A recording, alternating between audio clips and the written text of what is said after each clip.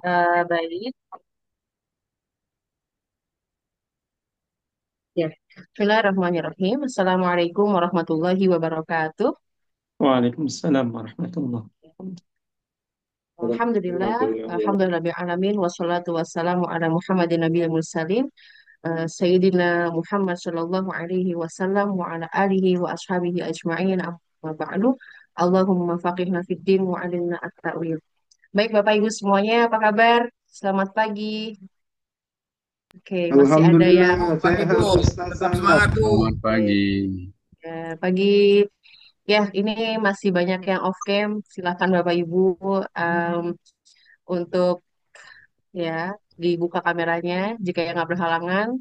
Dan saya harap ini apa menjadi ladang ilmu ya Bapak Ibu ya, karena hari ini temanya sangat sangat penting dan juga tentu akan berpengaruh kepada pengetahuan Bapak Ibu semuanya di pelatihan penyelia halal UMK reguler ini di MBG ini. Oke, baik Bapak Ibu semuanya, langsung saja kali ini kita bersama Bapak Dr. Kiai Haji Arwani Syairozi. Saya perkenalkan dulu beliau sebagai seorang Dewan Pengasuh di Pesantren As-Salafi Babakan Ciwalengin Cirebon. Di samping itu beliau juga sebagai anggota Komisi Fatwa MUI Pusat dan juga sebagai expert di bidang makosid syariah. Hari ini kita akan membahas tentang konsep halal dan haram, Pak Arwani ya, Pak Kiai, sampai Ya, jam 12 ya Pak. Nanti juga baik. insya Allah Insya kalau Allah. Bapak sebelum jam 12 sudah selesai, nanti saya ada adik saya di sini, namanya Vito. Nanti dia yang akan ini ya Pak, ngegeser slide-nya. Dan itu nanti insya Allah akan akan dipandu nanti pertanyaannya oleh kami gitu ya. Nah, nanti silakan Bapak Ibu siapkan nih pertanyaannya, kopinya, susunya, dan semuanya ya, biar Bapak Ibu bisa menikmati materi yang banyak dagingnya ini. Oke. Baik kepada Bapak Ki Haji Arwani Syairozi, waktu dan layar saya persilahkan, Pak. Baik, terima kasih Bu Rifa sebagai moderator. Assalamualaikum warahmatullahi wabarakatuh. Bismillah walhamdulillah wassalatu wassalamu ala rasulillah Sayyidina Muhammadin ibn Abdullah wa ala alihi wa ashabihi wa mawalah wa la hawla wa la quwata illa billah amma ba'd. Yang saya hormati Direktur dan Pengurus Halal Institute, yang saya hormati Pak Osep sebagai MOT dan Ibu Rifa sebagai moderator pada sesi kali ini, serta Ibu Bapak para peserta pelatihan penyelia halal di Halal Institute, baik dari unsur SPPG, MBG, ataupun dari usaha-usaha yang lain. Alhamdulillah, kita pagi ini akan membahas tentang konsep halal haram dan fatwa Majelis Ulama Indonesia terkait makanan, minuman, obat-obatan, kosmetik, dan jasa. Bapak Ibu yang saya hormati, ini mohon maaf Ibu moderator, Ibu Rifat, coba saya share dari saya saja, kayaknya udah bisa nih, supaya saya juga bisa ini slide-nya saya share dari tempat saya. Coba, mohon maaf saya ambil file dulu. Sebentar,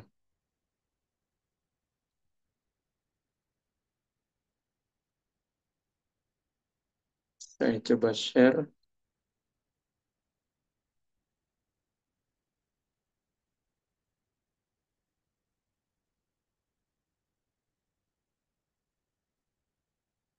Oke.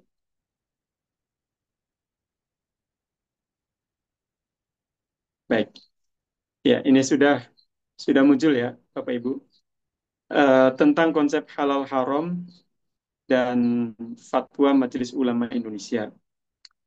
Kita sebagai umat Islam tentu berkewajiban untuk menjalankan ajaran agamanya, dan di antara ajaran agama Islam yang kita anut adalah kaitan dengan mengkonsumsi yang halal dan mengenakan yang suci. Gayung bersambut, kita di Indonesia, pemerintah melalui Undang-Undang Nomor 33 Tahun 2014 yang direvisi dengan Undang-Undang Nomor 32 Tahun 2020. Ini terkait dengan jaminan produk halal dan tentu merupakan terobosan yang luar biasa untuk melindungi konsumen Muslim di Indonesia. Dari undang-undang ini kemudian lahir adanya BPJPH, Badan Penyelenggara Jaminan Produk Halal, yang berada di garda terdepan terkait dengan sertifikasi halal.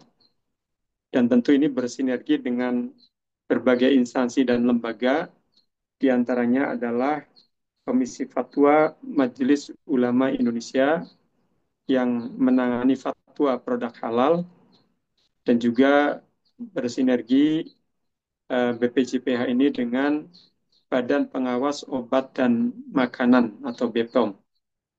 Nah, tentu dengan adanya sertifikasi halal yang saat ini gencar dilakukan oleh pemerintah, akan semakin menjadikan kita umat Islam yakin dan tentunya lebih nyaman dengan apa yang akan kita konsumsi, apa yang kita beli di berbagai tempat yang terkait dengan makanan, minuman, obat-obatan, dan kosmetik.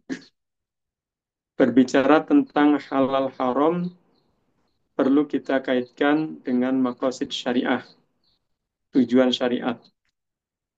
Para ulama memformulasikan maqasidus syariah ke dalam 5 hal. Yang pertama, hifdzuddin, melindungi agama. Yang kedua, hifdzun nafas, melindungi nyawa. Yang ketiga, hifdzul akal, melindungi akal. Yang keempat, hifdzul mal, melindungi harta. Dan yang kelima, hifdzun nasab, melindungi keturunan. 5 hal ini oleh para ulama dianggap sebagai maqasidus syariah, tujuan syariat. Kaitan dengan pembahasan kita konsep halal haram dengan maqasidus syariah. Tentu kalau dengan hifdzuddin, menjaga agama, berarti setiap kita yang memperhatikan aspek kehalalan dari apa yang kita konsumsi, aspek kesucian dari apa yang kita kenakan, ini bagian dari menjaga akidah yang kita yakini.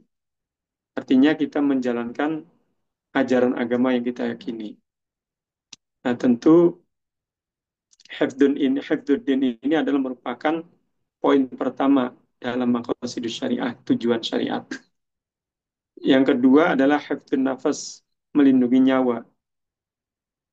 Setiap kita hanya punya satu nyawa, tidak ada seorang pun yang mempunyai cadangan nyawa. Nah, tidak ada serepnya. Kalau kendaraan bermotor, roda itu ada serepnya, kalau nyawa tidak ada serepnya. Secara fikih, kaitan dengan hifdzun nafas, melindungi nyawa, para ulama mengharamkan tanawulul madarat, segala sesuatu yang membahayakan, yang mengancam nyawa. Hukumnya secara fikih haram. Racun misalkan. Ini hukumnya haram karena akan mengancam nyawa seseorang dan kita diwajibkan untuk hifdzun nafas, melindungi nyawa. Kemudian hifdzul akal, melindungi akal. Tentu manusia ini menjadi makhluk yang paling istimewa jika dibandingkan dengan makhluk Allah yang lainnya. Titik keistimewaannya itu ada pada akal. Jadi dengan akal manusia bisa melakukan inovasi, melakukan banyak terobosan, bahkan bisa mengeksploitasi makhluk-makhluk Allah yang lainnya. Jadi fungsi dan kegunaan akal ini sangat luar biasa. Makanya penegasan Al-Quran, laqad khalaqnal insana fi ahsani taqwim, bahwa manusia ini makhluk Allah yang paripurna, yang paling sempurna. Nah, itu titik kesempurnaannya adalah ada pada akal. Bahkan ganas apapun binatang itu bisa takluk, bisa dikalahkan, bahkan dijadikan bahan untuk manfaat manusia.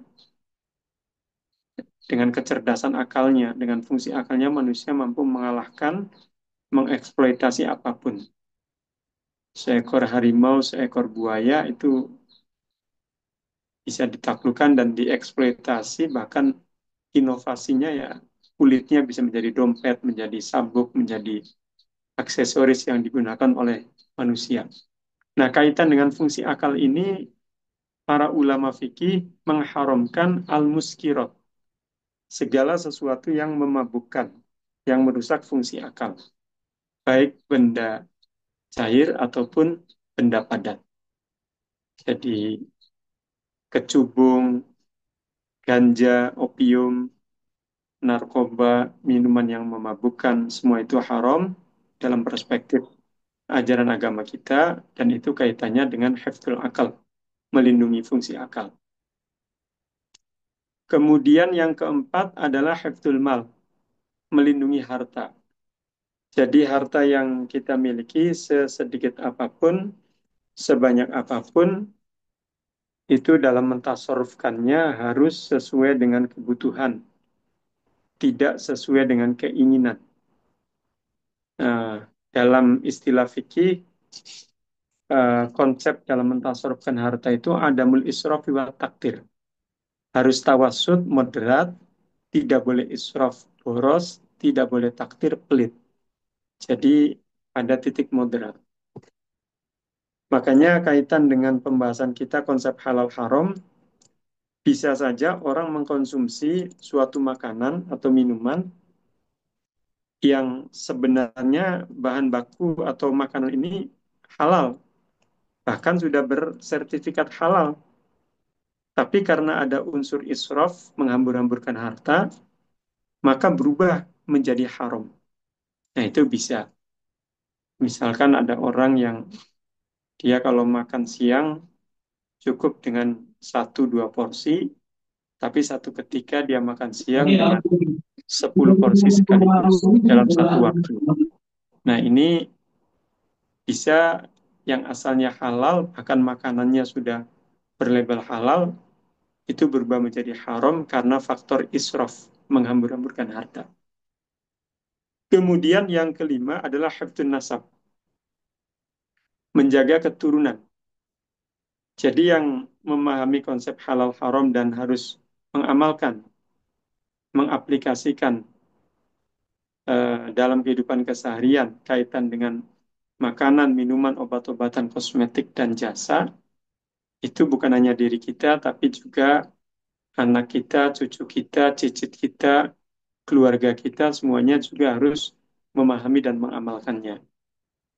Bahkan kaitan dengan hifdzun nasab ini, Rasulullah SAW pernah bersabda bahwa apa yang kita konsumsi bukan hanya sebatas menghilangkan lapar dan dahaga saja. Akan tetapi, makanan yang kita konsumsi itu akan menjadi bagian dari darah yang mengalir dalam tubuh kita, dan itu akan mempengaruhi baik buruknya karakter seseorang, watak seseorang. Jadi kalau yang dia konsumsi sesuatu yang halal, kebanyakan yang halal, artinya dia betul-betul memperhatikan kehalalan, maka orang ini berpotensi mempunyai kepribadian yang baik. Tapi sebaliknya, jika yang dia konsumsi adalah sesuatu yang haram, maka berpotensi menjadi pribadi yang tidak baik. Nah, ini ada kaitannya dengan hifdzun nasab yang tentu kita kaitkan dengan konsep halal haram, dan ini perlu kita perhatikan. Jadi maqasidus syariat tadi hifdzuddin, melindungi agama, hifdzun nafas, melindungi nyawa, hifdzul akal, melindungi akal, hifdzul mal, melindungi harta, dan hifdzun nasab, melindungi keturunan. Kemudian kita lihat di slide Bapak Ibu, ada kaidah maqasid syariah. Jadi dalam beberapa kaidah maqasid syariah, yang pertama bahwa hukum Islam ini memiliki maqasid syariah atau tujuan baik secara detail maupun global. Jadi contohnya misalkan tujuan hukum wajibnya zakat, misalkan zakat fitrah, mengeluarkan makanan pokok dengan kadar tertentu. Nah, ini di antara tujuannya adalah untuk mensucikan jiwa dan harta. Kemudian dalam kaidah maqasid syariah juga ada istilah hierarki kemaslahatan. Ada doruriyat primer, hajiyat sekunder, dan tahsiniyat tersier. Ada primer, sekunder, dan tersier. Yang primer ini kalau kita kaitkan dengan apa yang kita konsumsi sehari-hari, orang menganggap bahwa karbohidrat ini sesuatu yang primer, yang doruriyat. Baik itu berupa ubi-ubian, sagu, jagung, atau nasi, beras ya, atau yang lainnya. Jadi dalam hal yang kita konsumsi sehari-hari pasti ada unsur karbohidratnya dan itu dianggap sebagai doruriat atau primer. Kemudian hierarki yang kedua adalah hajiat yang sekunder. Ini di bawah yang doruriat primer tadi. Kalau yang doruriat primer harus dipenuhi, kalau tidak dipenuhi maka akibatnya fatal. Kalau yang hajiat sekunder sebaiknya dipenuhi. Kalau tidak terpenuhi maka tidak fatal tapi hidup ini tidak nyaman. Nah, kurang lebih seperti itu. Nah, yang hajiat atau sekunder ini contohnya seperti kalau kaitan dengan makan sehari-hari itu lauk pauk. Ada daging, ada ayam, ada ikan, ada telur, ada buah, ada sayur, ada tahu, tempe, dan seterusnya. Nah, itu bagian dari hajiat atau sekunder. Artinya kalau makan itu harus ada standar gizi yang dipenuhi. Karena itu bagian dari hajiat atau sekunder. Dan tentu kalau tidak dipenuhi ya tidak sepatal ketika yang daruriyat tidak terpenuhi. Tapi hidup ini menjadi tidak nyaman. Kemudian yang tahsiniyat atau tersier ini sebagai pelengkap saja.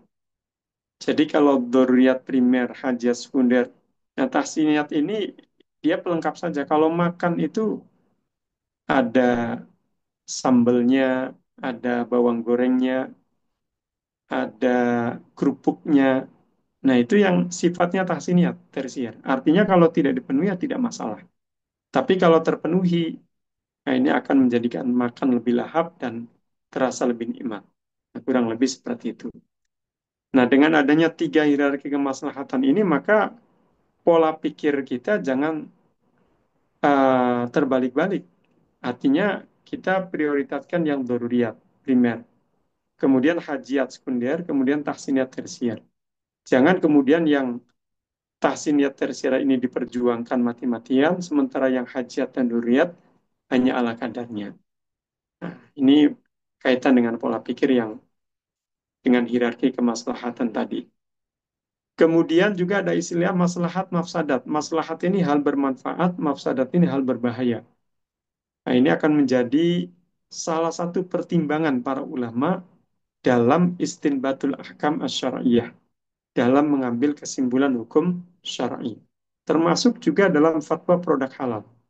Itu bisa jadi salah satu pertimbangannya adalah aspek maslahat dan mafsadat. Nah, ini beberapa kaidah maqasid syariah. Bapak Ibu para peserta yang saya hormati, berikutnya ada hukum syar'i. Saya kira ini sangat familiar. Ibu Bapak pasti sudah memahami dan bahkan sudah hafal di luar kepala. Jadi hukum syar'i ini ada 5. Ada wajib, wajib ini harus mengerjakan atau harus dikerjakan. Kemudian sunnah, anjuran mengerjakan. Haram, harus meninggalkan atau harus ditinggalkan. Kemudian makruh, anjuran meninggalkan. Dan mubah, ini netral. Nah, wajib yang harus dikerjakan ini contohnya seperti puasa di bulan suci Ramadan. 1 bulan penuh di waktu tertentu tidak makan, tidak minum, menahan lapar dahaga. Nah, ini di bulan suci Ramadan. Hukumnya wajib, kecuali kalau ada uzur syar'i, misalkan sakit, maka boleh tidak berpuasa, tapi nanti dikodok di bulan yang lain. Kemudian yang sunnah. Sunnah ini anjuran mengerjakan. Jadi kalau wajib harus mengerjakan, sunnah hanya anjuran. Contohnya seperti kalau orang berpuasa, itu mengawali buka puasa dengan mengkonsumsi sesuatu yang manis, seperti buah kurma, atau kolak, atau sirup. Nah ini hukumnya sunnah. Jadi mengawali buka puasa. Tapi sunnah ini kan hanya anjuran. Artinya kalau ada orang mengawali buka puasa dengan makan kerupuk, dengan makan sayur yang tidak manis, ya tidak berdosa, karena hanya sebatas sunnah, anjuran saja. Kemudian haram. Haram ini harus meninggalkan atau harus ditinggalkan. Ini kebalikannya wajib. Kalau wajib harus mengerjakan, haram harus meninggalkan. Para ulama memberikan contoh suatu yang haram itu eh, mengkonsumsi bangkai atau sesuatu yang najis. Hukumnya haram. Nah, kemudian makruh. Berikutnya adalah makruh, anjuran meninggalkan. Hanya sebatas anjuran saja. Nah, kalau haram kebalikannya wajib, kalau makruh kebalikannya sunnah. Jadi sunnah anjuran mengerjakan, makruh anjuran meninggalkan. Nah, di antara contoh yang makruh ini mengkonsumsi makanan atau sesuatu yang baunya menyengat ketika ingin berkumpul dengan orang banyak, ketika ingin kondangan atau datang arisan atau ingin rapat secara offline atau ingin sholat berjamaah, sholat Jumat. Nah, ini kita makruh mengkonsumsi makanan yang baunya menyengat, seperti jengkol atau buah durian.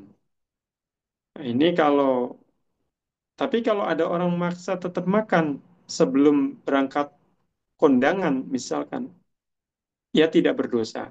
Karena makruh ini hanya sebatas anjuran meninggalkan saja. Ya, karena nanti ketika kita makan jengkol, belum tentu orang yang ketemu kita di arisan atau rapat itu semuanya suka dengan aroma durian misalkan. Nah, ada yang kalau menghirup aroma jengkol, aroma durian, aroma pete, justru perutnya itu agak mual, banyak agak pening dan seterusnya. Nah, ini makanya dianjurkan untuk meninggalkan apa tidak mengkonsumsi sesuatu yang baunya menyengat sebelum berkumpul dengan orang banyak. Kemudian yang kelima adalah mubah. Mubah ini kalau kita ilustrasikan dalam kendaraan bermotor, ini posisi parsteering yang netral. Netral ini ya mubah, tidak ada keharusan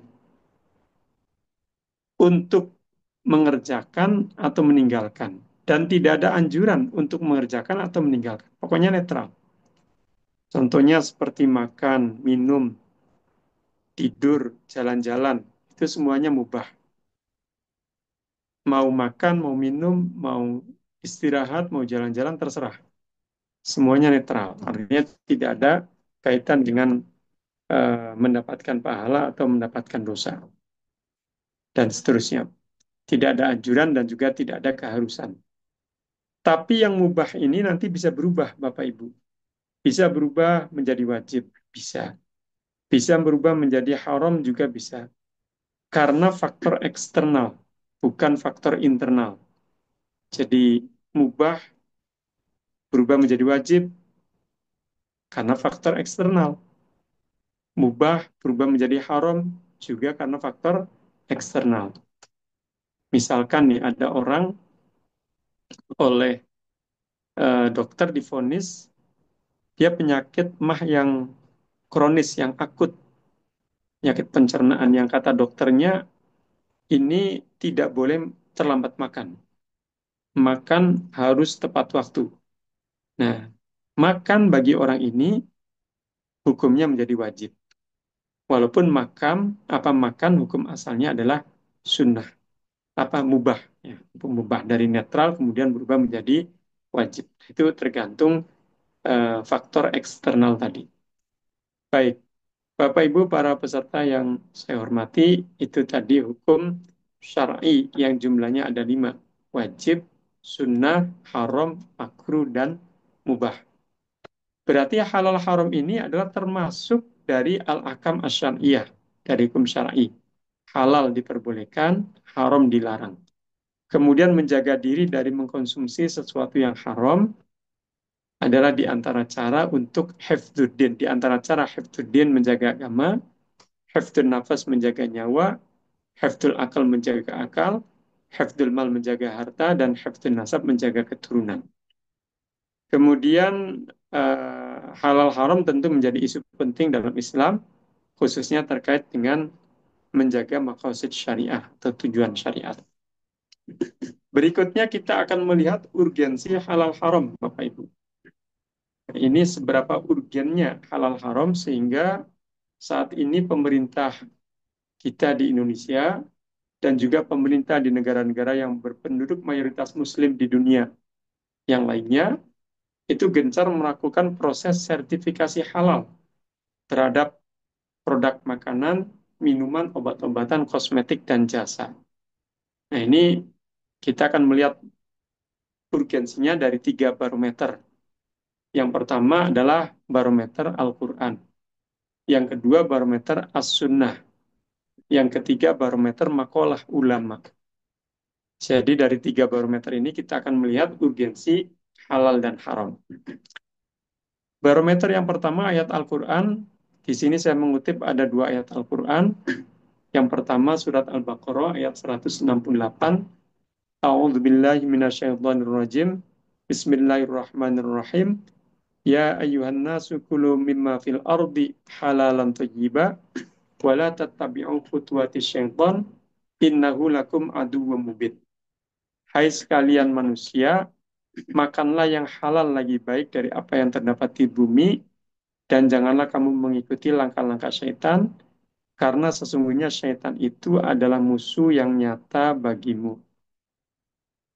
Ayat yang pertama ini terkait dengan konsep halal. Tadi ada kalimat halalan thayyiban, halal dan baik. Ini perintah untuk mengkonsumsi sesuatu yang halal dan baik. Kemudian ayat yang kedua, masih surat Al-Baqarah ayat 173, Innama harrama alaikumul maitata waddama walahmal khinziri wa ma uhilla bihi li ghairillah. Faman ittirra ghairu baghi wala adin fala itsma alaih innallaha ghafurur rahim. Sesungguhnya Allah hanya mengharamkan atasmu bangkai, darah, daging babi, dan daging hewan yang disembelih dengan menyebut asma selain Allah. Tetapi barang siapa terpaksa memakannya, bukan karena menginginkannya, dan tidak pula melampaui batas, maka tidak ada dosa baginya. Sungguh Allah Maha Pengampun, Maha Penyayang. Nah, ayat yang kedua ini, Bapak Ibu para peserta, terkait dengan konsep haram. Ada beberapa hal yang ditegaskan hukum haramnya melalui ayat tadi. Di antaranya al-maitah, bangkai. Bangkai binatang, apalagi bangkai orang. Hukumnya haram dikonsumsi. Kemudian darah, kemudian daging babi, dan daging hewan yang sebenarnya hewan tadi itu dagingnya halal dikonsumsi. Tapi karena tidak melalui proses penyembelihan secara syar'i, maka dianggap bangkai dan haram dikonsumsi. Nah, ini 2 ayat Al-Quran yang terkait dengan konsep halal dan konsep haram. Berikutnya adalah barometer as-sunnah an-nabawiyah, hadis Kanjeng Nabi Muhammad Shallallahu Alaihi Wasallam. Saya juga mengutip ada dua hadis di sini yang saya kutip dalam makalah saya. Yang pertama, hadis riwayat Imam Bukhari dan Muslim. Innal halala bayyinun wa innal harama bayyinun. Wa bainahuma umurun mushtabihatun la ya'lamuhunna katsirun minan nas. Famanit taqwa asy-syubuhat faqad istabra'a lidinihi wa 'irdihi wa man waqa'a fis syubuhat waqa'a fil haram. Sesungguhnya perkara yang halal itu telah jelas dan perkara yang haram juga telah jelas dan di antara keduanya terdapat perkara-perkara yang samar tidak diketahui oleh mayoritas manusia. Barang siapa yang menjaga diri dari perkara-perkara yang samar tersebut, maka dia telah menjaga kesucian agama dan kehormatannya. Barang siapa yang terjatuh ke dalam perkara syubhat, maka dia telah terjatuh kepada perkara yang haram.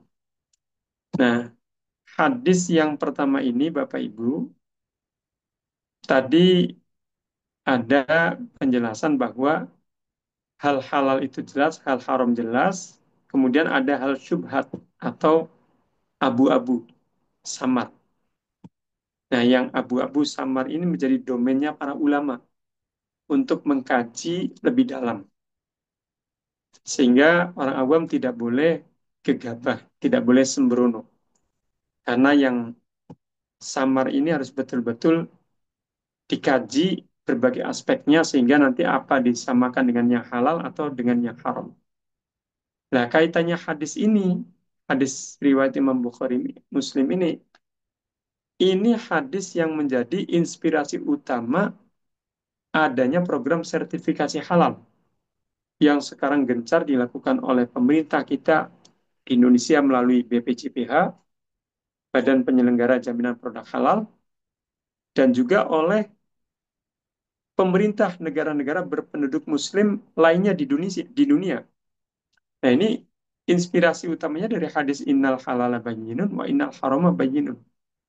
Kenapa demikian? Karena kalau produk makanan, minuman, obat-obatan, kosmetik, dan jasa itu ada logo halalnya, maka siapapun akan mudah untuk mengidentifikasi mana yang sesuai dengan koridor syar'i, mana yang tidak sesuai dengan koridor syar'i. Orang awam sekalipun yang tidak paham tentang agama, tapi dia seorang muslim, seorang muslimah, dia mudah untuk mengidentifikasi. Ketika membeli makanan minuman, dia hanya melihat apakah sudah ada logo halal atau belum. Artinya sudah bersertifikasi halal atau belum. Nah, ini kaitan dengan hadis yang pertama. Artinya ini terkait dengan konsep halal. Kemudian hadis yang kedua, Rasulullah SAW bersabda, "Kullu dzinabin minas sibai wa kullu dzi mikhlabin minat thairi haramun." Setiap hewan buas yang bertaring dan unggas bercakar tajam hukumnya haram. Jadi ada beberapa binatang yang dianggap dagingnya haram dikonsumsi. Penegasnya melalui hadis ini, yaitu binatang-binatang yang bertaring dan unggas-unggas yang bercakar tajam. Itu dagingnya haram dikonsumsi. Itu dua hadis Nabi SAW dan tadi ada dua ayat Al-Quran kaitan dengan urgensi halal haram. Kemudian yang ketiga adalah barometer makalah ulama. Nah, makalah ulama, statement ulama ini saya mengambil kaidah fikih. Ada tiga kaidah fikih yang saya cantumkan di sini yang erat terkait dengan pembahasan kita konsep halal haram. Yang pertama adalah al-aslu fil asya'i an-nafi'ati al-ibahatu wal aslu fil asya'i ad-darrati at-tahrim. Hukum asal sesuatu yang bermanfaat adalah halal, hukum asal sesuatu yang berbahaya adalah haram. Jadi kalau ibu bapak menemukan sesuatu bermanfaat, maka hukum asalnya adalah halal. menemukan sesuatu berbahaya, maka hukum asalnya adalah haram. Tapi dari hukum asal ini bisa saja nanti berubah sebaliknya. Tentu dalam konteks-konteks tertentu, kondisi-kondisi tertentu yang nanti para ulama yang memiliki kewenangan untuk mengkajinya dan menyimpulkannya. Di antara kondisi yang mempengaruhi tadi adalah kondisi darurat. Kondisi darurat ini di luar kondisi normal. Makanya ini ada kaidah fikih yang kedua yang saya cantumkan di makalah di sini. Ad-daruratu tubihul mahdurat. Keadaan darurat membolehkan sesuatu yang dilarang. Jadi kalau dalam kondisi normal, kita yang mengikuti aturan apa adanya. Tapi dalam kondisi darurat, kita bisa mengkonsumsi atau melakukan sesuatu yang dilarang kalau dalam keadaan normal. Misalkan ada orang sedang makan, saking lahapnya makan sampai tersedak. Nah, ketika tersedak, jangankan menelan, bernafas pun tidak bisa. Nah, ini sangat berbahaya. Kalau tidak segera diselesaikan, dia akan bisa meninggal dunia dalam hitungan menit karena tidak bisa bernafas. Nah, maka dalam kondisi seperti ini tersedak, apapun yang ada di sampingnya, air ya untuk menyelesaikan tersedaknya, dia harus minum air. Kalau misalkan tidak ditemukan di sekitarnya air yang suci, ya apapun yang penting air, dia bisa meminumnya untuk menghilangkan tersedaknya, sehingga nyawanya itu bisa terselamatkan. Nah, ini contoh dari apa keadaan darurat tadi, ad-darurat itu tubihul mahdurat. Tapi kalau dalam keadaan normal ya minum harus air yang suci, yang halal. Baik, kemudian yang ketiga ada kaidah fikih idza istama'al halalu wal haramu ghulibal haram. Jika perkara halal dan perkara haram berkumpul, maka yang dimenangkan adalah perkara yang haram. Nah, ini kita lihat contohnya nih Bapak Ibu.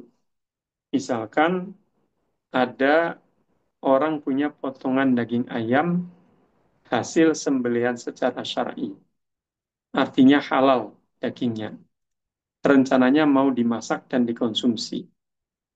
Pada saat yang sama, orang tersebut juga punya potongan daging ayam bangkai, mati karena sakit ayamnya. Kemudian ayamnya dipotong-potong, tujuannya bukan untuk dimasak, tapi untuk dijadikan pakan ternak atau dijadikan pupuk kandang. Nah, yang satu daging ayam halal mau dimakan, yang satu daging ayam bangkai mau dijadikan pakan ternak atau pupuk. Haram ini. Haram dikonsumsi, tapi dijadikan sebagai pupuk atau pakan ternak. Nah, sebelum diproses, ternyata dua macam potongan daging ayam ini tercampur dalam satu tempat, satu wadah. Tragisnya pemiliknya ini tidak mampu untuk membedakan mana potongan daging ayam yang hasil sembelihan syar'i, mana potongan daging ayam yang bangkai mati tadi. Nah, dalam kondisi seperti ini, karena pemiliknya tidak mampu untuk membedakan, maka berlakulah kaidah fikih tadi, idza al halal wal haramu ghulibal haram. Jika berkumpul perkara yang halal dan haram dalam satu waktu, maka yang dimenangkan adalah perkara yang haram. Maka semua potongan daging ayam tadi semuanya haram dikonsumsi. Karena ini kaidah fikih yang terakhir yang saya cantumkan di sini. Baik, Bapak Ibu para peserta yang saya hormati, itu tadi 3 barometer untuk melihat urgensi halal haram.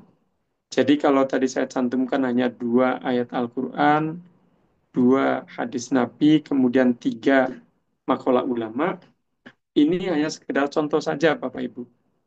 Artinya kalau Bapak Ibu menelaah lebih jauh, mencari dalam Al-Quran atau Al-Hadis atau makalah ulama terkait dengan hal yang terkait dengan halal haram, maka saya pastikan Bapak Ibu akan menemukan lebih banyak lagi.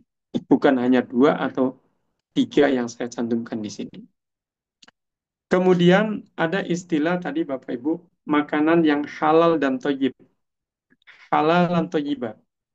Tadi di barometer ada surat Al-Baqarah, ya ayuhan nasu kulu mimma fil ardi halalan thayyibah. Ini perintah untuk makan yang halal dan thayyib. Kemudian di sini juga saya cantumkan, Bapak Ibu bisa lihat dalam slide-nya, ada surat Al-Maidah ayat 88, wa kulu mimma razaqakumullahu halalan thayyiba wattaqullaha alladzi antum bihi mu'minun. Dan makanlah dari apa yang telah diberikan Allah kepadamu sebagai rezeki yang halal dan baik, dan bertakwalah kepada Allah yang kamu beriman kepadanya. Nah, istilah halal berarti jenis makanan yang boleh dikonsumsi dan tidak diharamkan. Istilah thayyib berarti jenis makanan yang bisa dinikmati, memberi manfaat karena telah memenuhi standar kesehatan, gizinya, proteinnya, higienisnya, dan lain-lain. Tidak madorot bagi kesehatan fisik dan psikis, serta diperoleh dengan cara yang halal dan elegan.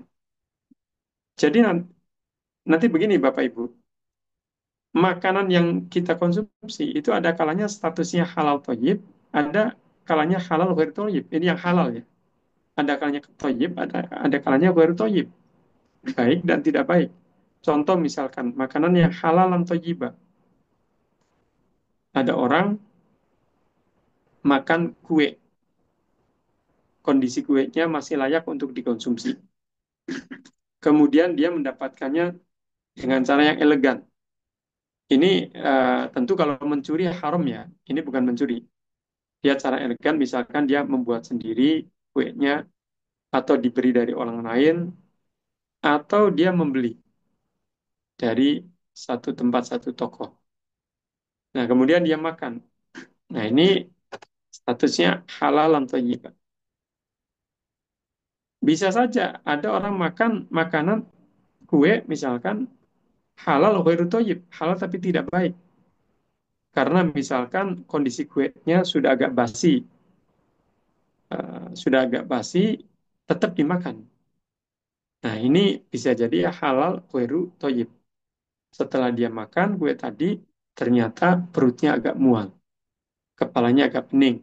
Nah, ini tanda-tanda halal ghairu thayyib. Atau misalkan kondisi makanannya masih bagus, masih layak dikonsumsi. Tapi cara mendapatkannya tidak elegan.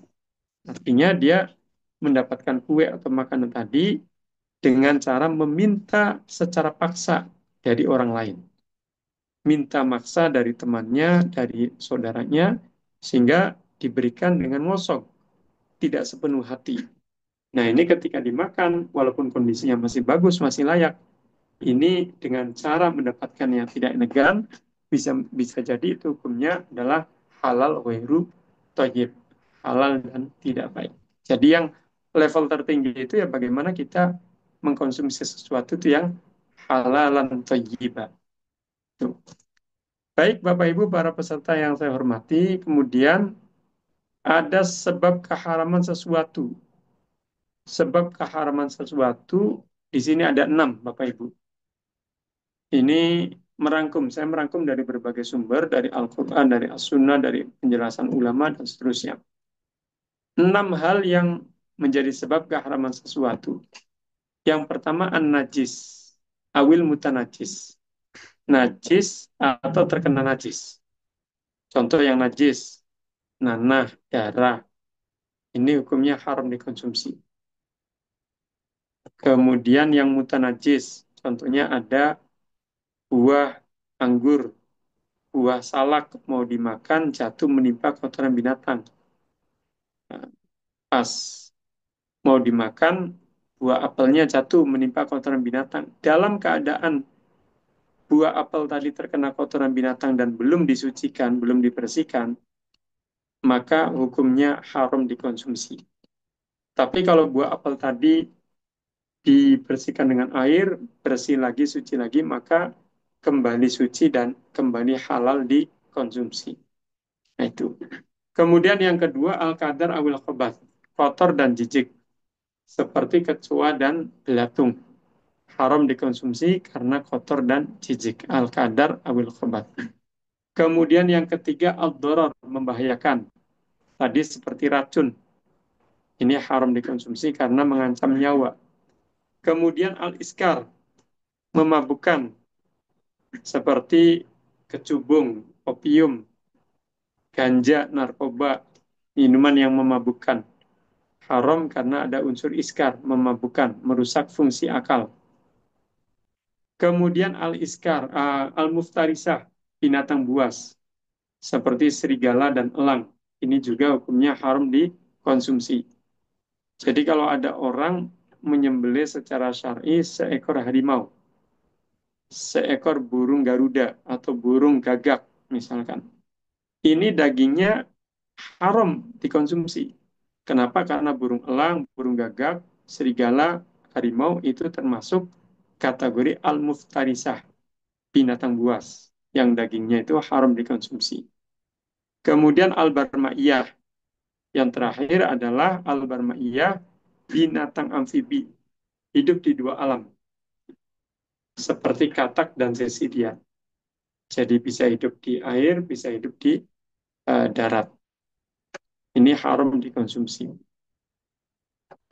Itu 6 sebab keharaman sesuatu, dan ini hanya sebagai contoh mungkin ya, mungkin Bapak Ibu jika menelaah lebih jauh akan bisa lebih dari yang saya cantumkan di sini. Kemudian Bapak Ibu perlu juga dalam pembahasan konsep halal haram ini kita membahas secara sekilas tentang suci najis. Karena suci najis ini sangat erat terkait dengan halal haram. Suci adalah keadaan tidak terkena najis dan atau tidak sedang berhadas baik kecil ataupun besar. Najis adalah sesuatu yang kotor, mencegah keabsahan ibadah dan kehalalan sesuatu. Jadi kalau najis ya ibadah tidak sah, dikonsumsi juga tidak boleh. Nah, najis ini macam najis. Para ulama membagi macamnya najis ke dalam 3 macam. Ada najis mukhaffafa ringan, najis mutawasito sedang, dan najis mughalladha berat. Najis mukhaffafa ringan contohnya air kencing bayi laki-laki yang belum genap usia 2 tahun hanya mengkonsumsi air susu ibunya saja. Air kencing yang seperti ini hukumnya najis mukhafafah, najis ringan. Jika ada satu objek terkena najis mukhafafah, najis ringan, misalkan baju kita atau lantai rumah kita terkena najis mukhafafah, najis ringan, maka cara mensucikannya adalah cukup dengan menciprati air, tidak perlu menyiramkan air. Jadi menciprati saja sudah cukup. Tapi tentu kalau ada ainun najasa, ada air kencingnya masih ada di situ ya, dilap terlebih dahulu. Dilap dengan tisu atau dengan kain lap atau dikeringkan, setelah itu baru diciprati dengan air. Kalau sudah diciprati dengan air, maka hukumnya kembali suci. Kemudian yang kedua, najis mutawasito atau najis sedang. Ini najis yang banyak ditemukan di sekitar kita, Bapak Ibu. Kotoran binatang, kotoran orang, darah, nanah, muntah-muntahan, bangkai, semuanya itu kategori najis mutawasito, najis sedang. Cara mensucikan satu objek yang terkena najis mutawasito. Misalkan eh, apa ada alat produksi terkena najis mutawasito atau ada alat dapur terkena najis mutawasito. Nah, itu cara mensucikannya cukup dengan dengan menyiramkan air sampai bersih. Nah, kalau sudah disiramkan dengan air sampai bersih, maka objek tadi kembali menjadi suci. Kemudian yang ketiga adalah najis mughalladhah. Najis mughalladhah najis berat dari unsur anjing dan babi. Nah, najis mughalladhah ini cara mensucikan. Jika ada satu objek terkena najis mughalladhah, misalkan piring atau sendok atau gelas atau garpu atau pisau terkena najis mughaladha, unsur anjing babi, maka cara mensucikannya adalah dengan 7 kali siraman, salah satunya dicampur dengan debu. Baik siraman pertama atau siraman ketujuh atau siraman kelima atau siraman keberapapun. Pokoknya 7 kali siraman, salah satunya dicampur dengan debu. Bapak Ibu, itu tadi macam-macam najis yang dijabarkan oleh para ulama. Ada 3 tadi, najis mukhaffafah ringan, najis mutawassithah sedang, dan najis mughalladhah berat. Dengan tadi cara mensucikannya. Kemudian ada istilah najis ma'fun anhu, najis yang dimaafkan. Nah, ini di luar 3 macam najis tadi, Bapak Ibu. Jadi ada najis ma'fun anhu, najis dimaafkan. Maksudnya apa? Ya, najis sih najis, tapi dimaafkan. Kurang lebih seperti itu. Sudah tidak perlu disucikan lagi. Nah, ini contohnya seperti bangkai binatang yang ketika masih hidup kemudian dilukai, tidak mengeluarkan darah yang mengalir. Seperti cicak, kecoa, lalat, capung, ketika masih hidup, kemudian kita lukai, itu tidak mengeluarkan darah yang mengalir.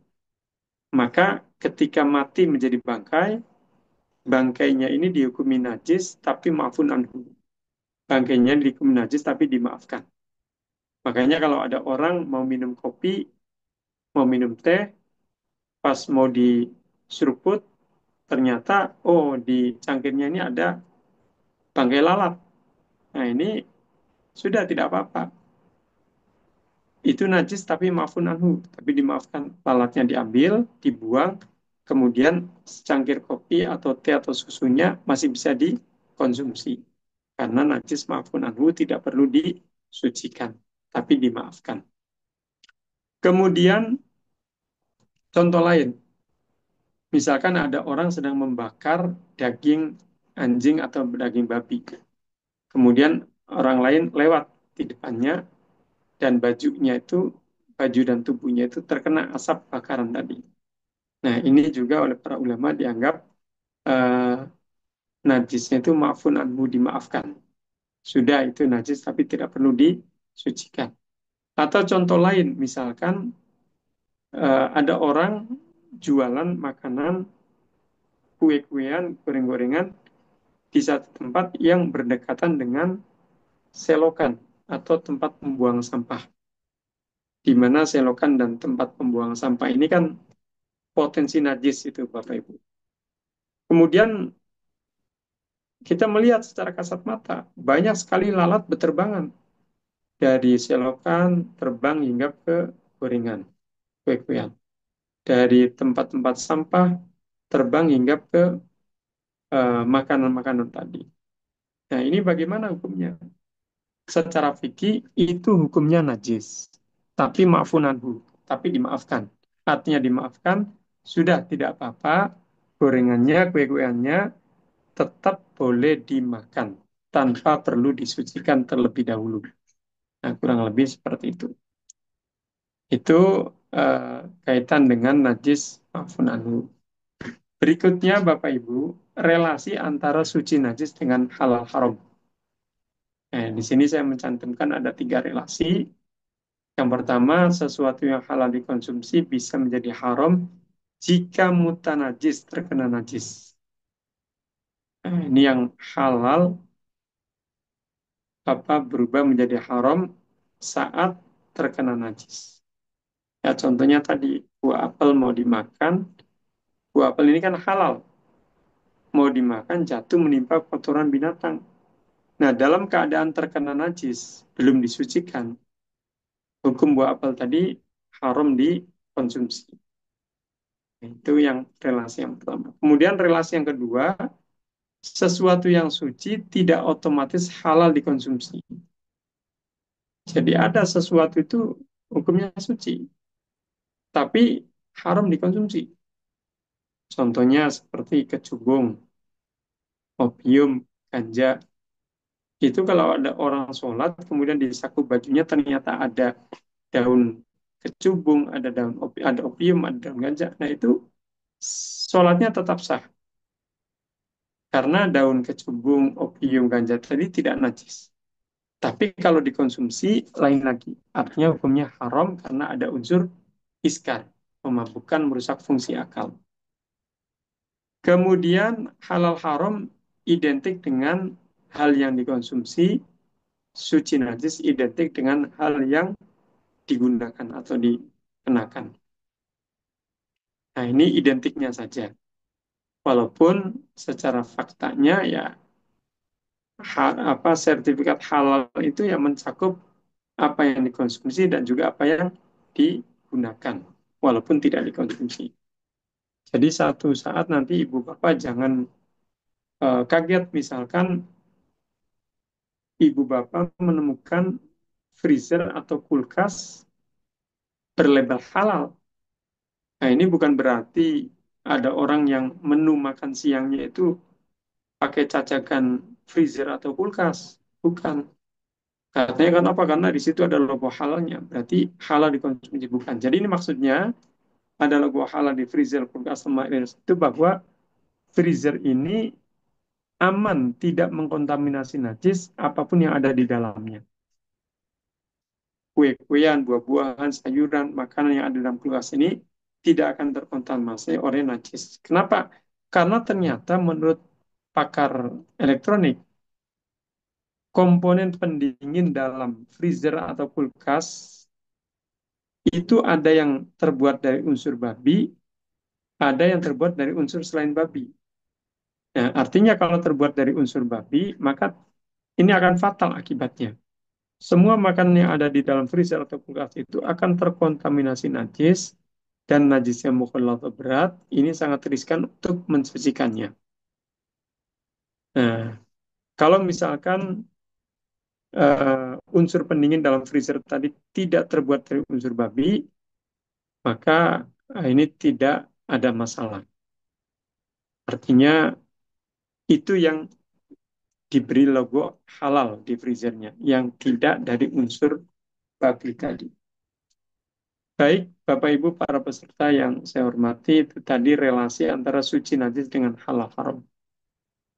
Berikutnya adalah tentang fatwa fikih, Bapak Ibu. Fatwa adalah ketetapan hukum fikih yang dikeluarkan oleh ulama baik secara individu ataupun kolektif. Jadi yang mengeluarkan fatwa itu bisa ulama dalam satu lembaga, misalkan Komisi Fatwa Majelis Ulama Indonesia atau Lembaga Basul Masail Nahdlatul Ulama atau Majelis Tarjih Muhammadiyah. Nah, ini siapapun boleh dari kalangan ulama, baik individu, Kiai Fulan, Ajengan Fulan, Tuan Guru Fulan, dan seterusnya, maupun lembaga. Tadi lembaga-lembaga seperti tadi. Kemudian Bapak Ibu, fatwa ini tentu berdasarkan pertanyaan dari mustafti. Nah, mustafti orang yang bertanya ini bebas. Bisa juga individu atau kolektif dalam arti lembaga. Nah, ini bisa untuk menanyakan satu fatwa yang nanti akan diberi jawabannya. Tapi terkait dengan fatwa produk halal, itu kewenangannya hanya dua lembaga saja. Yang pertama, Komisi Fatwa Majelis Ulama Indonesia. Yang kedua, Komite Fatwa BPJPH, Badan Penyelenggara Jaminan Produk Halal. Jadi, kalau judulnya fatwa produk halal yang menjadi landasan BPJPH mengeluarkan sertifikat halal, itu yang mengkajinya adalah hanya dua lembaga, yaitu Komisi Fatwa Majelis Ulama Indonesia dan Komite Fatwa BPJPH. Yaitu terkait dengan fatwa hukum fikih. Kemudian dalil-dalil fatwa sangat banyak. Di antara dalil yang primer adalah Al-Quran, kemudian As-Sunnah, kemudian Al-Ijma, dan Qiyas. Di samping dalil-dalil fikih yang lainnya. Kemudian Bapak Ibu para peserta yang saya hormati, kita akan melihat beberapa contoh. Contoh fatwa MUI yang terkait dengan makanan, minuman, obat-obatan, dan kosmetik. Nah, ini ada yang pertama fatwa MUI tentang penyembelihan hewan. Ini fatwa nomor 12 tahun 2009. Jadi hewan binatang itu kalau diklasifikasi terkait boleh dikonsumsi dagingnya atau tidak itu terbagi menjadi dua. Yang pertama hayawanun makulul lahmi, binatang-binatang yang dagingnya halal dikonsumsi. Yang kedua hayawanun ghairu makulil lahmi, binatang-binatang yang dagingnya haram dikonsumsi. Nah, yang halal dikonsumsi itu ada prosedurnya untuk kita bisa diperbolehkan mengkonsumsi dagingnya. Di antaranya adalah harus disembelih secara syar'i. Jadi harus disembelih terlebih dahulu. Nah, ini rangkuman fatwanya seperti ini. Bahwa penyembelihan adalah rangkumannya adalah bahwa penyembelihan dilaksanakan dengan niat menyembelih dan menyebut asma Allah. Yang kedua, penyembelihan dilakukan dengan mengalirkan darah melalui pemotongan almari, saluran makanan, al-hulkum, saluran pernapasan, dan al-wadajen, dua pembuluh darah. Jadi ketika menyembelih, tiga hal ini harus terpotong. Almari, saluran makanan, al-hulkum, saluran pernapasan, dan al-wadajen, dua pembuluh darah. Kemudian penyembelihan dilakukan dengan satu kali sayatan secara cepat. Berikutnya, memastikan adanya aliran darah deras ya setelah disayat atau gerakan hewan atau misalkan suara mendengkur ketika sapi atau kambing setelah disembelih. Nah, itu sebagai tanda hayatun mustaqirrah, hidupnya hewan tadi setelah disembelih sampai nanti terdiam dianggap mati. Nah, kemudian yang terakhir memastikan bahwa matinya hewan tadi itu karena sembelihan tadi bukan karena faktor lain. Karena Bapak Ibu bisa saja terjadi gagal penyembelihan syar'i. Gagal penyembelihan syar'i.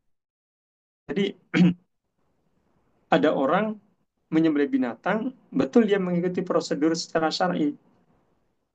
Pisaunya tajam, kemudian dia membaca basmalah, kemudian dia memotong tiga hal tadi, saluran pernapasan, saluran makanan, dan dua pembuluh darah. Tapi kemudian setelah disayat, dia tidak membiarkan terlebih dahulu kelepak-kelepak atau aliran darah mengalir deras. Nah, ini tidak dilakukan itu, tapi karena konsumennya ngantri yang ingin menyembelih pada orang ini, dia setelah disayat, unggasnya ini langsung dimasukkan ke air mendidih. Air mendidih. Tujuannya adalah ingin cepat-cepat proses pencabutan bulu. Nah, kalau terjadi seperti ini, bisa jadi itu gagal penyembelihan syar'i. Artinya, uh, dagingnya itu dianggap bangkai dan najis itu haram dikonsumsi karena dipastikan matinya ayam tadi bukan karena sembelian tapi karena air mendidih tadi. Nah, ini standar alat penyembelihan apapun yang penting tajam kecuali kuku, gigi atau taring dan tulang. Kemudian standar penyembelihnya beragama Islam dan sudah akil balik. Baik, itu terkait dengan fatwa yang penyembelihan. Kemudian ada fatwa berikutnya, Bapak Ibu. Di sini ada fatwa tentang alkohol. Banyak orang yang rancu dalam memahami alkohol, bahkan uh, tidak mampu memahami apa itu alkohol, apa itu al-khamr. Nah, di sini akan kita lihat melalui fatwa MUI nomor 11 tahun 2009. Jadi, kalau al-khamr itu minuman yang memabukkan, baik yang terbuat dari buah anggur ataupun yang lainnya, itu pasti mengandung alkohol. Tapi alkohol itu tidak mesti dikategorikan sebagai alkohol. Artinya dalam fatwa ini dijelaskan alkohol itu ada dua macam. Ada alkohol hasil samping industri khamar, ini hukumnya najis dan haram dikonsumsi, apapun alasannya. Kemudian yang kedua ada alkohol bukan hasil samping industri khamar. Alkohol bukan hasil samping industri khamar ini hukumnya suci, tapi kaitan dikonsumsi ada batasannya. Jika berupa makanan, maka maksimal 0,5%. Jika berupa minuman, maka maksimal kurang dari 0,5%. Ini alkohol yang bukan hasil samping industri khamar. Maksudnya apa yang hasil samping dengan yang bukan hasil samping industri khamar? Maksudnya alkohol tadi itu bukan didapatkan dari produsen atau perusahaan atau pabrik yang memproduksi minuman yang memabukkan, pada saat yang sama juga dia memproduksi alkohol untuk diperjualbelikan. Nah, kalau yang seperti ini ya, itu kategorinya alkohol hasil samping industri khamar. Hukumnya najis dan haram dikonsumsi. Kalau yang nomor dua, itu hukumnya suci. Tapi kalau untuk dikonsumsi ada batasannya. Tadi kalau dalam makanan 0,5%, dalam minuman kurang dari 0,5%. Bapak Ibu para peserta yang saya hormati, berikutnya adalah contoh eh, fatwa tentang mikroba dan produk mikrobial. Bahwa mikroba dan produk mikrobial saat ini banyak digunakan untuk kaitan produksi makanan, minuman, obat-obatan, dan kosmetik. Sehingga kita perlu memahami apa hukum mengkonsumsi atau menggunakan mikroba dan produk mikrobial ini. Kesimpulan dari Fatwa nomor 1 tahun 2010 ini bahwa mikroba pada dasarnya halal selama tidak membahayakan dan tidak terkena najis. Yang kedua, mikroba yang tumbuh pada media pertumbuhan yang suci hukumnya halal, sudah tidak ada masalah. Sekarang mikroba yang tumbuh pada media pertumbuhan yang najis, maka dilihat dulu. Kalau antara mikroba dengan medianya bisa dipisahkan, kemudian mikroba ini bisa disucikan dengan air, maka setelah dipisahkan dan disucikan, mikroba tadi hukumnya halal dikonsumsi dan halal dimanfaatkan. Tapi kalau misalkan tidak bisa dipisahkan dari media pertumbuhannya yang najis, maka mikroba tadi hukumnya haram dikonsumsi, haram dimanfaatkan. Nah, kemudian eh, mikroba yang tumbuh pada media pertumbuhan yang terbuat dari anjing dan babi, hukumnya haram dikonsumsi dan dimanfaatkan. Baik, itu terkait dengan mikroba dan produk mikrobial. Contoh fatwa terakhir yaitu fatwa kopi luwak, Bapak Ibu. Jadi ini fatwa nomor 7 tahun 2010. Kopi luwak yang dimaksud dalam fatwa ini adalah ketika biji kopi keluar bersama kotoran ampas binatang luwak, itu masih dalam keadaan utuh, belum hancur atau tidak hancur. Kemudian biji kopi tadi disucikan dengan air sampai bersih, dibilas, kemudian dibubuk menjadi bubuk kopi, kemudian diseduh menjadi minuman, minuman kopi. Nah, kalau yang seperti ini, itu hukumnya suci dan halal dikonsumsi.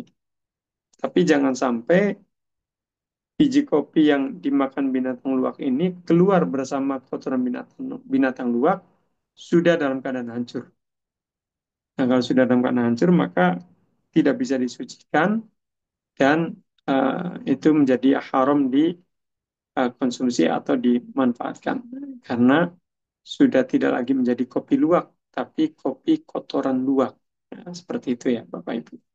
Baik, Bapak Ibu, para peserta yang saya hormati, itu sebagai prolog untuk diskusi kita pada siang hari ini tentang konsep halal dan haram dan fatwa Majelis Ulama Mas, Indonesia terkait makanan, minuman, obat-obatan, kosmetik, dan jasa.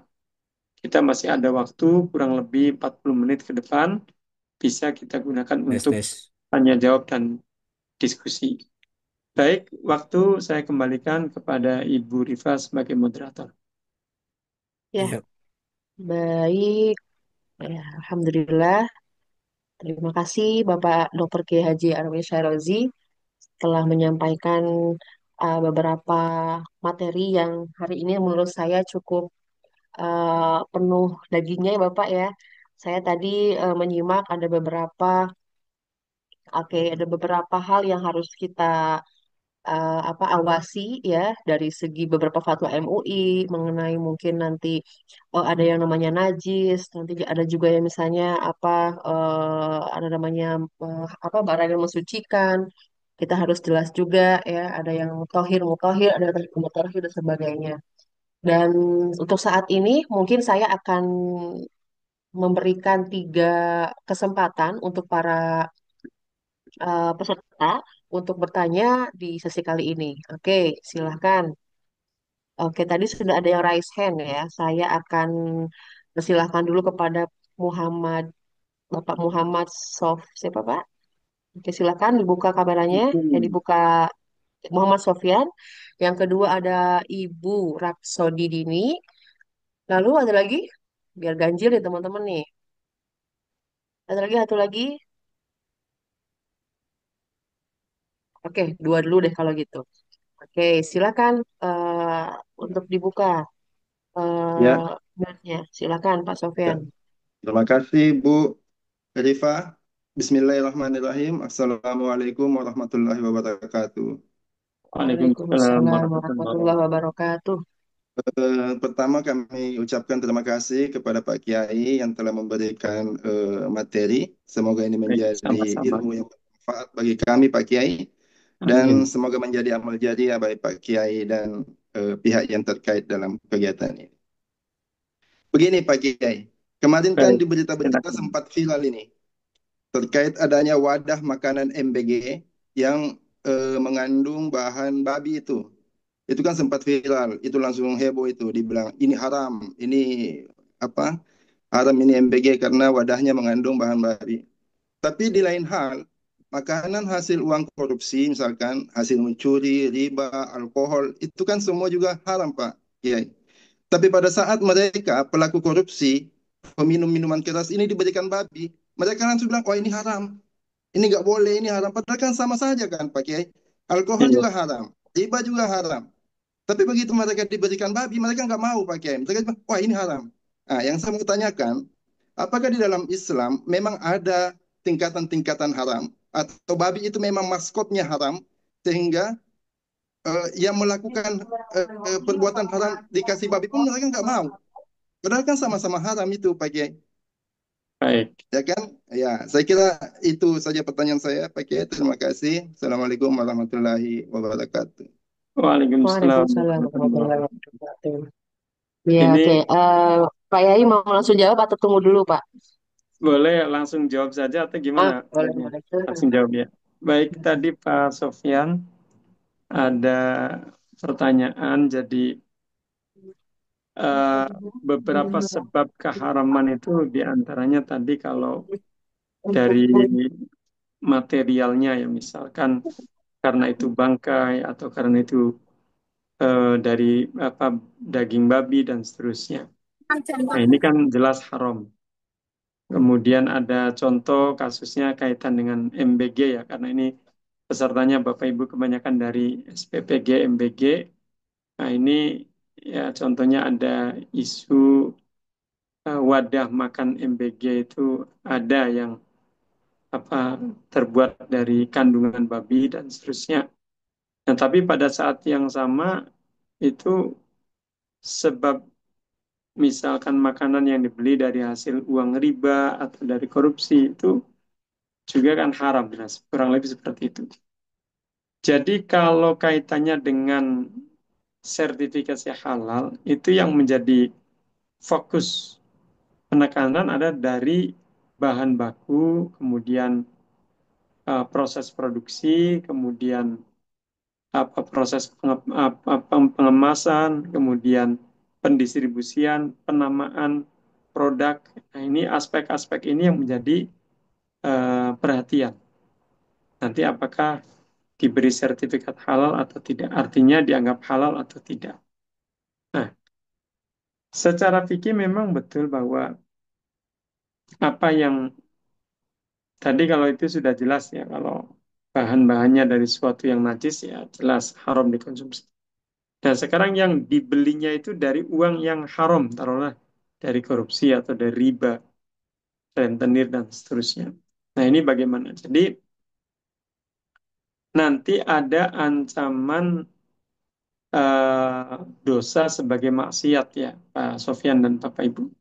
Kalau yang tadi yang harta hasil korupsi atau riba atau merampok, mencuri, naudzubillah, nah ini semua tentu ada konsekuensi apa ya, lebih ke perbuatan maksiat yang berdosa dan itu termasuk dosa yang besar. Nah, ini ancamannya jelas. Bahkan kalau pencurian itu secara fikih itu kan ada hadus sarikoh.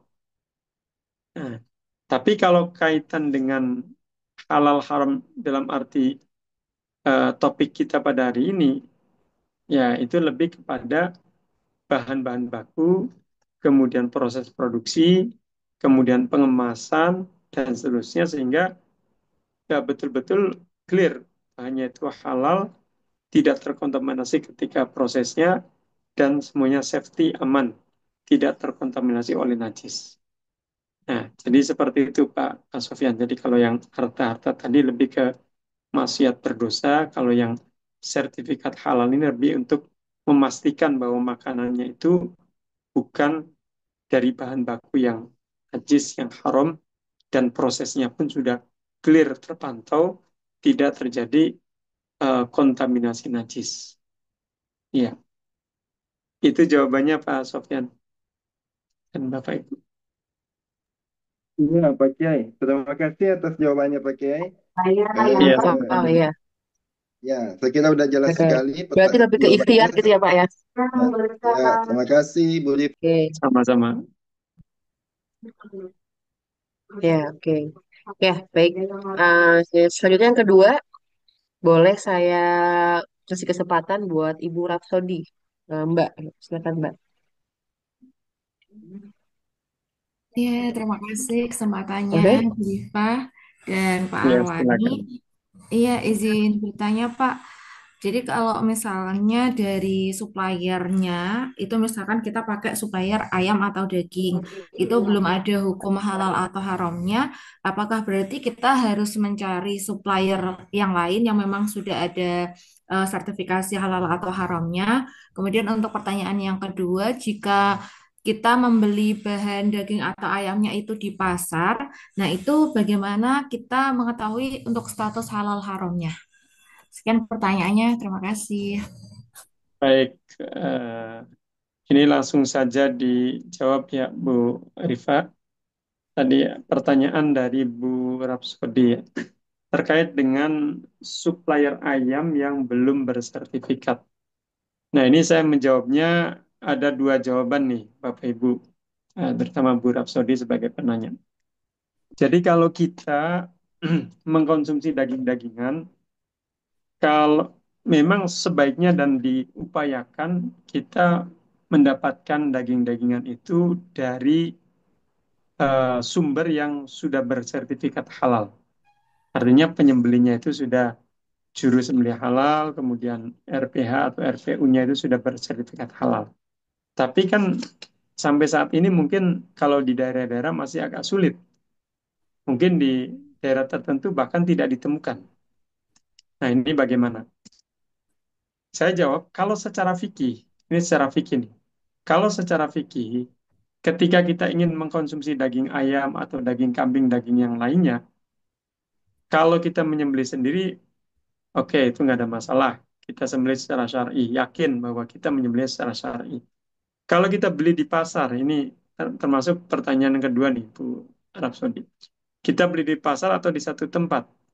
Nah, itu sebenarnya kalau kita sebagai konsumen, bukan sebagai petugas yang sedang bertugas, kita cukup bertanya kepada penjualnya saja. Kita tanya, Pak, Bu, apakah daging ini disembelih secara syar'i atau tidak? Nah, ketika dijawab, oh ya ini disembelih secara syar'i, maka jawaban itu sudah cukup untuk kita sebagai konsumen untuk membeli dan mengkonsumsi daging tadi. Tapi kalau posisinya sebagai petugas, maka jawaban tadi tidak cukup, tapi harus menelusuri lebih jauh, menginvestigasi.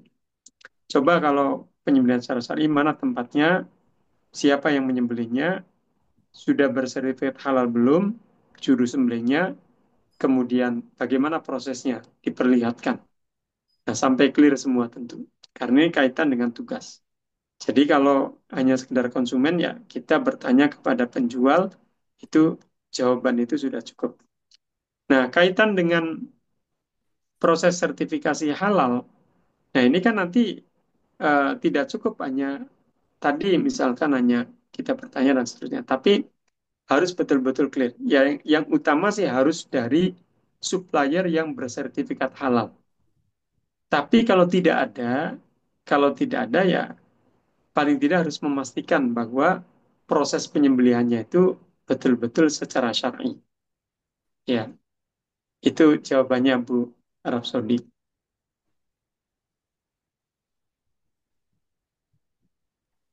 Oke, baik.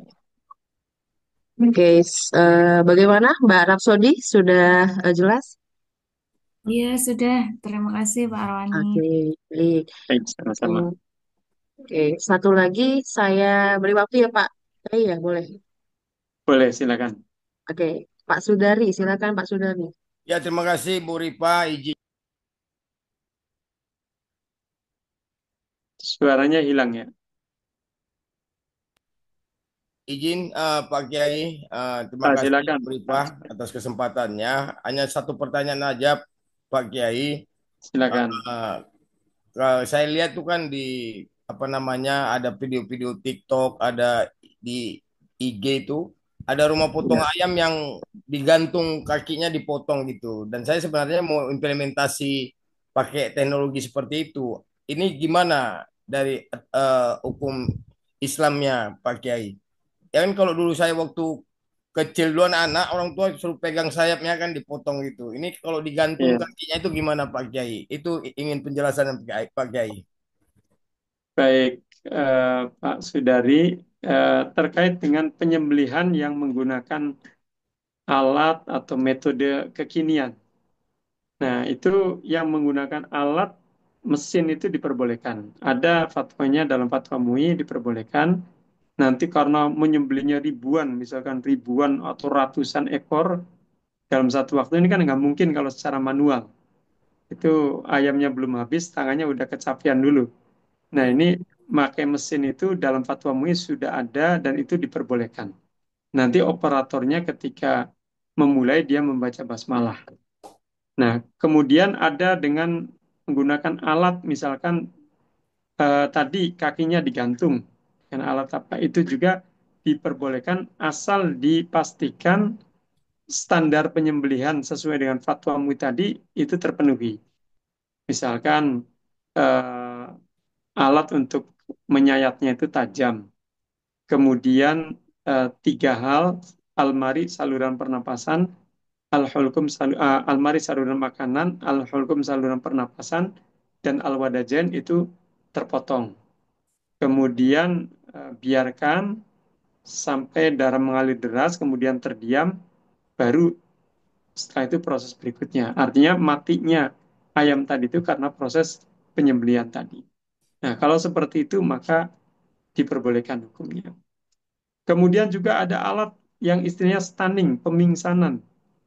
Ini untuk penyembelihan sapi atau kerbau atau yang besar ya, unta misalkan. Nah, itu juga dalam fatwa MUI diperbolehkan. Adanya stunning untuk membantu para penyembelih lebih mudah. Artinya stunning ini dipingsankan. Nah, nanti ada batasannya. Yang penting hanya sekedar melemahkan binatang tadi, tapi tidak sampai mematikan. Nah, itu termasuk yang model-model penyembelihan dengan cara kekinian. Nah, itu intinya boleh, Pak Sudari.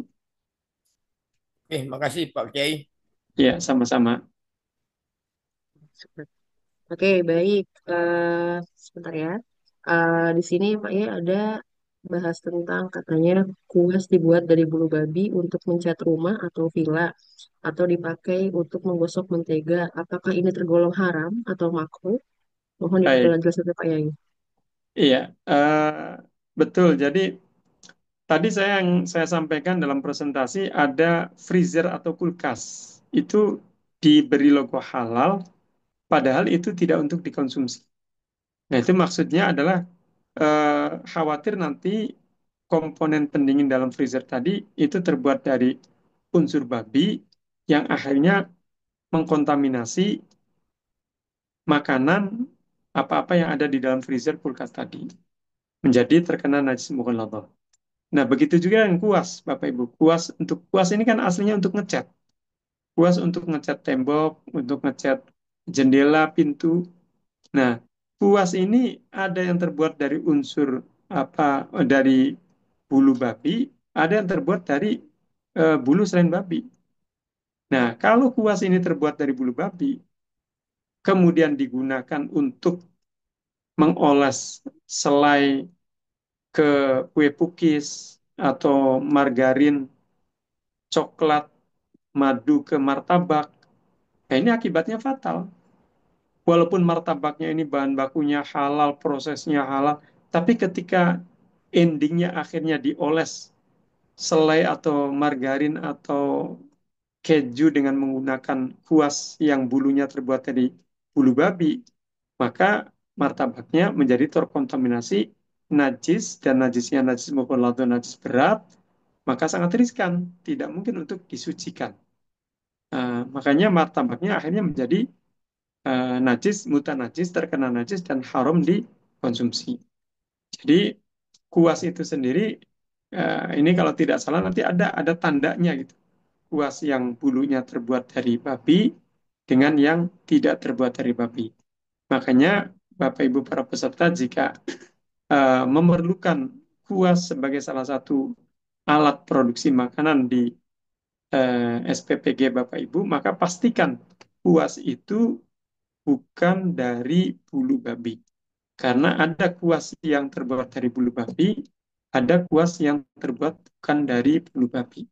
Ya, itu jawabannya.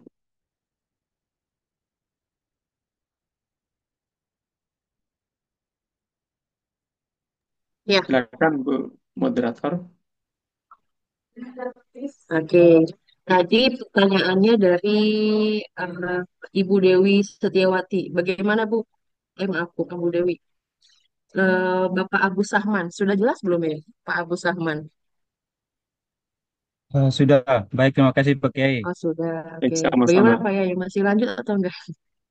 Ya, Masih lanjut. silakan kalau cukup boleh closing Oke, oke. statement. Boleh bertanya, Ibu? Satu lagi mungkin Sampai ya Pak dengan ya. jam Ada yang Satu 12, masih. Bu lagi Rifa. boleh. Boleh. Boleh? Oke, satu lagi ya. Izin Maaf, bertanya? Oke. sesi Pak Yai sampai dengan jam 12, Ibu Rifa. Oh iya, iya. Siap, siap. Boleh izin Nah, bertanya, tadi Ibu? Pak Yai ya saya baca di chat group. Ini kebetulan panjang sekali. Oke. Katanya tadi Silakan. dijelaskan jika yang halal, contohnya daging ayam, ditempatkan di satu wadah dengan ayam bangkai, lalu tidak bisa membedakan haram atau halal. Tapi kalau bisa membedakan, apakah hukum daging ayamnya itu tetap halal? Nah, kalau daging ayam yang ditempatkan dalam satu tempat dengan babi,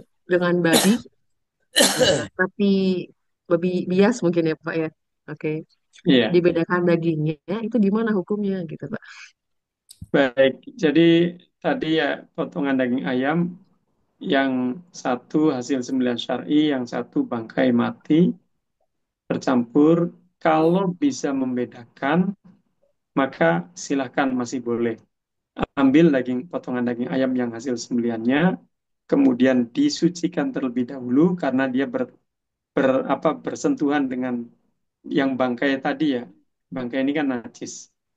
Nah, karena mutan najis terkena najis, maka setelah diambil yang hasil sembelihannya kemudian disucikan dulu dengan air, setelah itu boleh dimasak dan dikonsumsi. Nah, ini yang bertempelan dengan daging babi ini. Yang bertempelan dengan babi ini ya sama itu mutan najis, tinggal diproses penyembelihan sesuai dengan prosedur pensuciannya. pensuciannya yaitu 7 kali siraman, salah satunya dicampur dengan debu. Nah, kalau itu sudah dilakukan, ya sudah suci, dan setelah suci boleh diproses untuk dimasak dan dikonsumsi. Iya, itu jawabannya.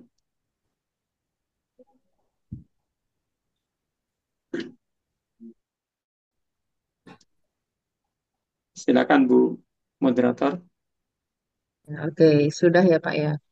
Oke, bagaimana tadi siapa namanya? Ibu Dewi? Oke, Ibu Dewi belum ada. Oke. Ini Pak ada lagi pertanyaan. Kalau oh, bagaimana jika Silakan. makanan yang terkena najis, apakah bisa mengganggu pencernaan akal? Gitu.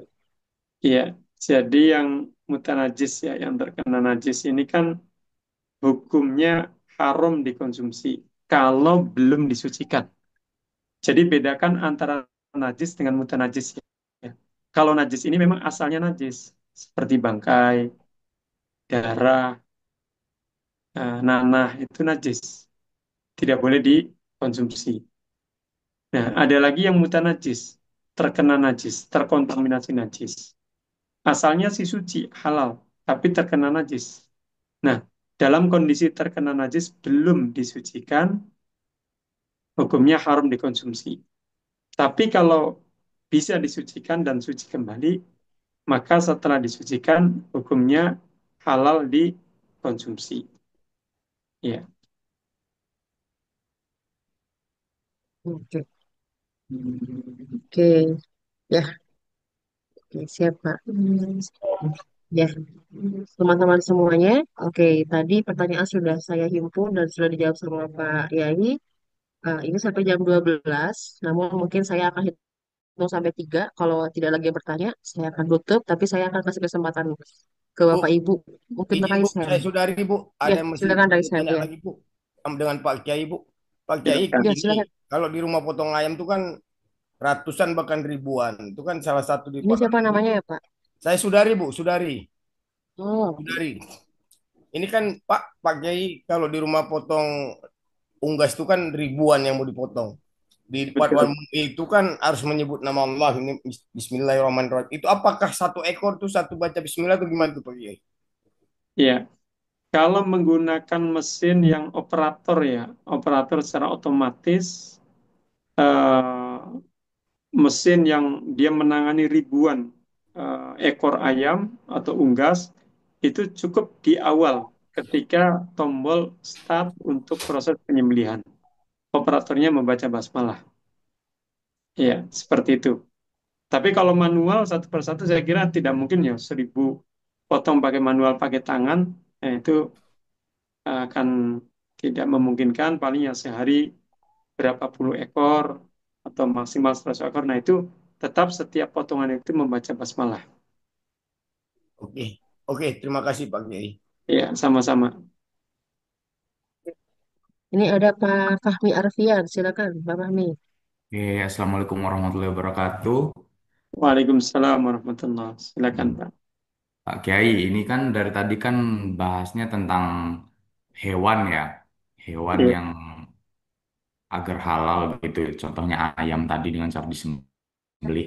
Nah, ah, apakah ada kemungkinan untuk selain hewani yang bisa haram untuk dimakan, kayak contohnya sayur-sayuran atau buah-buahan, dan itu tuh kira-kira apa yang bisa membuat itu tuh menjadi haram karena kita juga tidak tahu mungkin dari petani-petaninya atau eh, produsennya, mereka tuh full memakai bahan yang berlogo halal apa tidak begitu Kiai.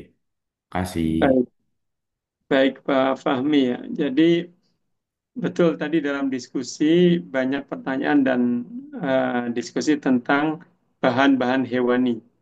Nah, sekarang bahan nabati seperti apa? Jadi kalau bahan nabati ini sebenarnya lebih safety ya, lebih lebih aman, artinya banyak yang halalnya gitu. Artinya tidak serumit yang bahan hewani. Kalau bahan hewani ini kan pertama begini, kalau kalau bahan hewan itu kan hewan itu terbagi dua macam dalam perspektif fikih yang makanan ini. Ada hewan yang makulul lahmi, dagingnya boleh dikonsumsi. Ada yang hewan ghairu makulil lahmi, dagingnya tidak boleh dikonsumsi. Nah, yang boleh dikonsumsi seperti ayam itu harus melalui proses penyembelihan dulu secara syar'i. Baru diproses untuk dimasak dan seterusnya. Nah, kalau yang ghairu makulil lahmi jelas tidak boleh dikonsumsi. Walaupun bisa dimanfaatkan kulitnya, misalkan disamak dengan cara disamak.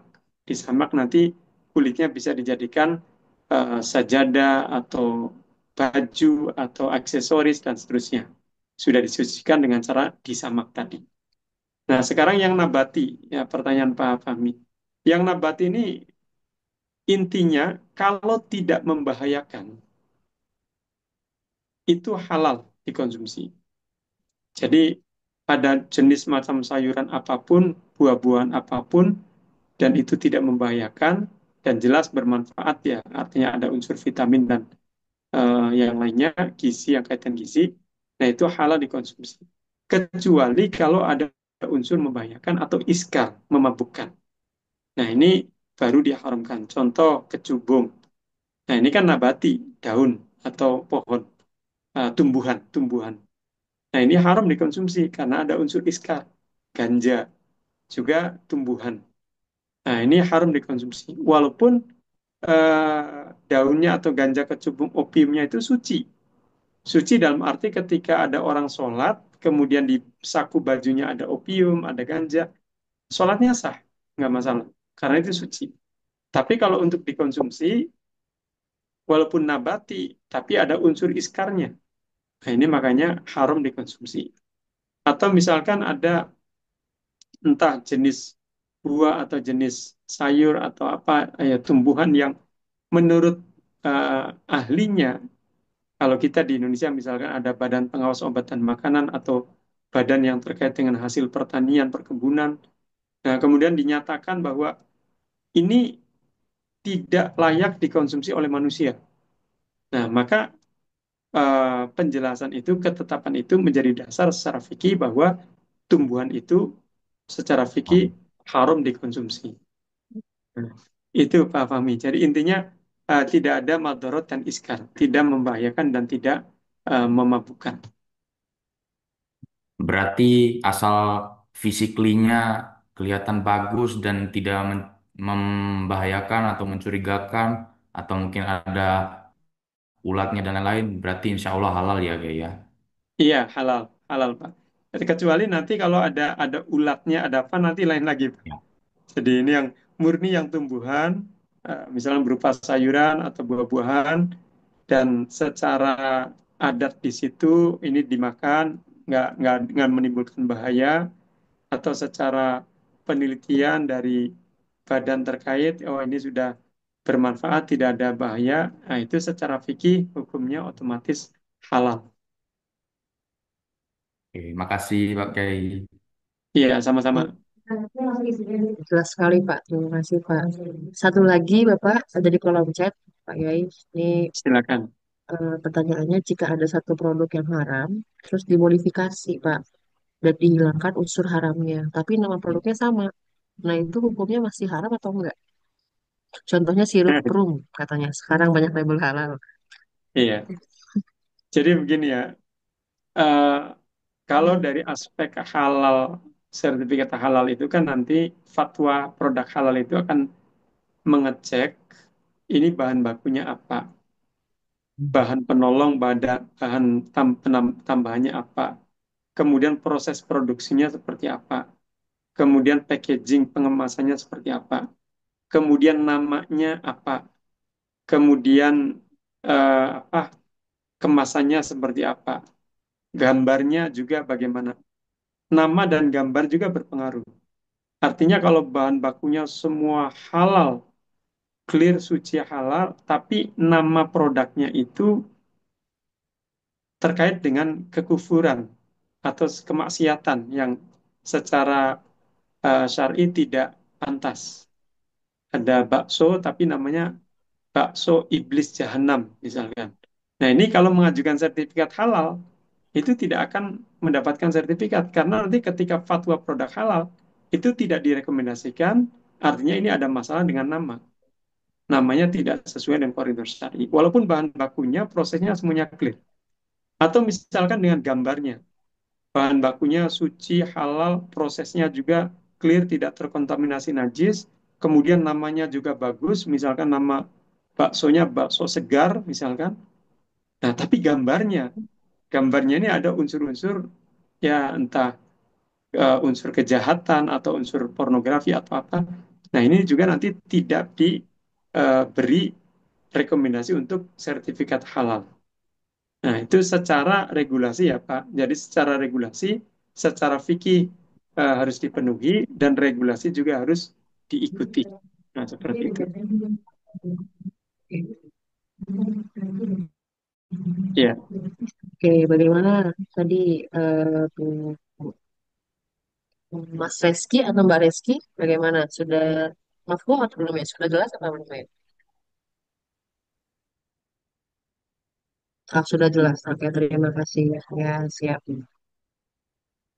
Satu lagi, Bapak ini banyak banget yang bertanya. Sepertinya memang menarik ya, perhatian nih materinya. Oke, silakan. ya. Jika jagung direbus masih dengan kulit, tapi ada yang surak atau berulat mungkin ya setelah masak dan dibuka kulitnya, ya kurang enak gitu Pak dilihatnya. Apakah ini termasuk mubah atau udah haram? Iya. Jadi ulat yang ada di buah-buahan atau di sayuran itu kalau kita tahu dari awal, artinya kita harus melihat dulu kalau ada ulat-ulat itu harus dibersihkan dulu. Karena itu nanti termasuk yang haram dikonsumsi. Tapi kalau misalkan kejadiannya tidak sengaja, nah ini beda lagi. Tapi kalau sengaja, sengaja dalam arti kita tahu itu ada ulatnya banyak, tapi tetap dimasak, ini, nah itu haram. Nanti ada ulat-ulat tadi yang ikut dimasak dan termakan. Tapi kalau misalkan sudah diproses, dibersihkan secara maksimal jagungnya, kemudian diproses masak, ternyata sudah masak masih ada beberapa ulat, nah itu lain lagi. Artinya tidak menjadi masalah. Itu jawabannya. Eh, baik, sudah jelas belum Pak Abu Sahman? Sudah, terima kasih Pak Kiai. Iya, sama-sama. Bagus. Oke, ya.